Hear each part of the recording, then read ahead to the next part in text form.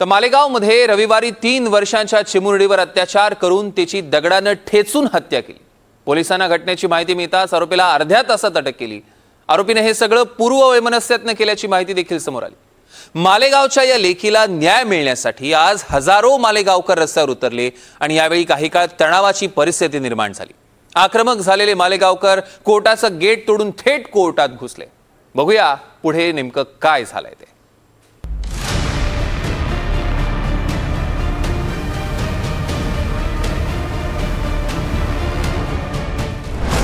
चिमुरडीवर अत्याचार, मालेगावकर रस्त्यावर।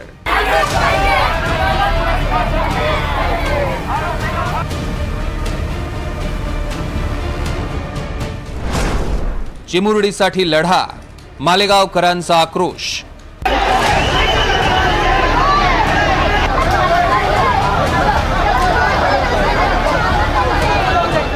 मालेगावच्या डोंगराळी गावातल्या 3 वर्षांच्या चिमुरडीवर अत्याचार करून तिची हत्या केल्याची धक्कादायक घटना घडली आहे।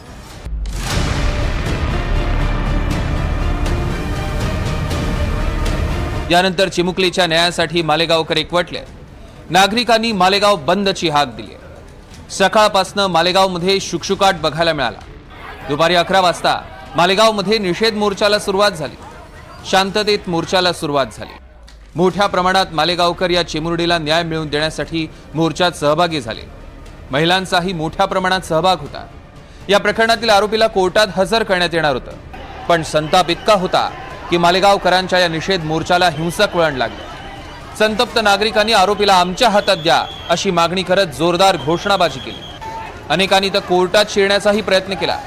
त्यांची समजूत काढण्याचा पोलिसांनी प्रयत्न केला, मात्र कोणीही ऐकण्याच्या मनस्थितीत नाही हे पोलिसांना लक्षात आलं आणि अखेर आंदोलकांना रोखण्यासाठी पोलिसांना बळाचा वापर करावा लागला।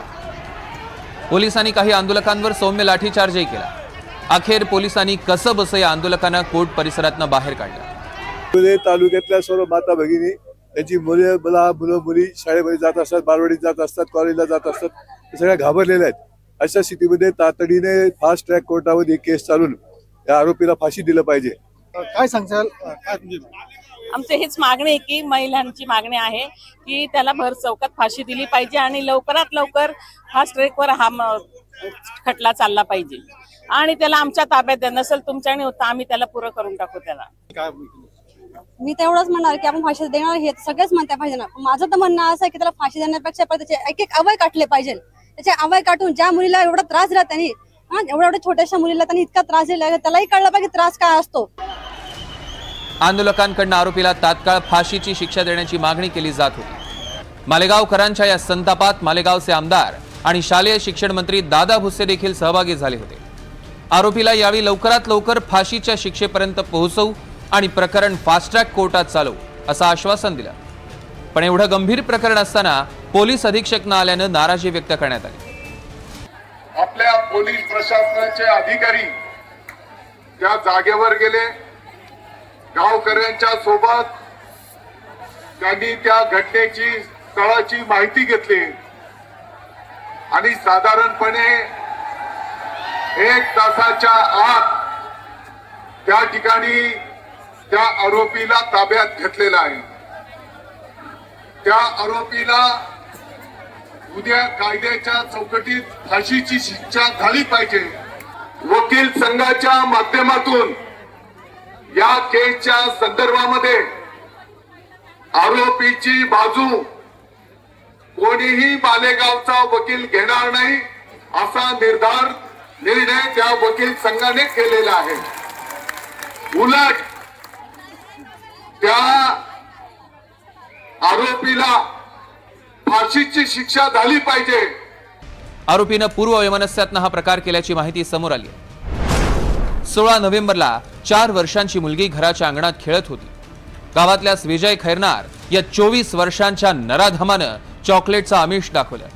त्यानंतर आरोपी त्या पीडित मुलीला गावातील एका टॉवर जवळ घेऊन गेला। तिथे अत्याचार करून विजयनं चिमुरडीची दगडानं ठेचून हत्या केली। नंतर गावकऱ्यांसोबत आरोपी स्वतः मुलीच्या शोध मोहिमेत सहभागी झाला।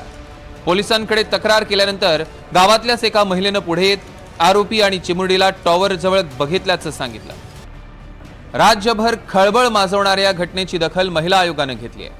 महिला आयोगाच्या अध्यक्षा रुपाली चाकणकरांनी मालेगावच्या पोलीस अधिकाऱ्यांची भेट घेतली।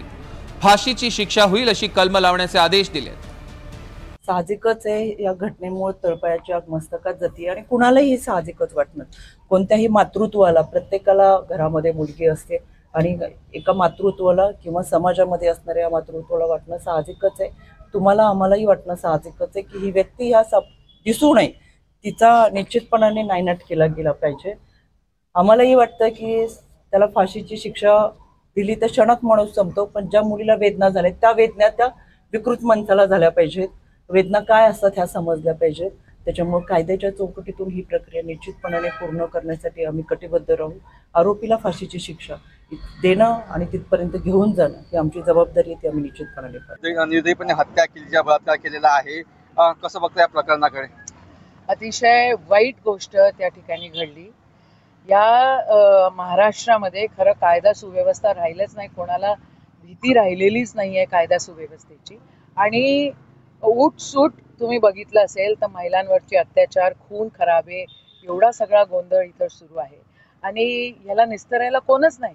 कधी कधी लक्षात येऊन जातं की जे शासनामध्ये बसलेले आहेत ते गुन्हेगारांना आश्रय देऊन राहिलेले आहेत। तर अशा या दडपशाहीला आम्हाला तर उत्तर मागावंच लागेल। जे झालं ते अतिशय वाईट झालं। चाकणकरांनी राजकारण करण्यापेक्षा या अशा गोष्टी थांबवल्या पाहिजे।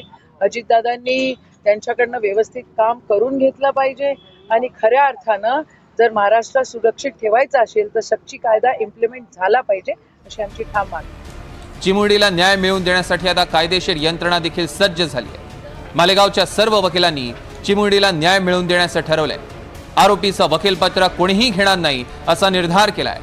अशा विकृतीला आळा बसण्यासाठी कठोरात कठोर शिक्षा व्हायला हवी आहे।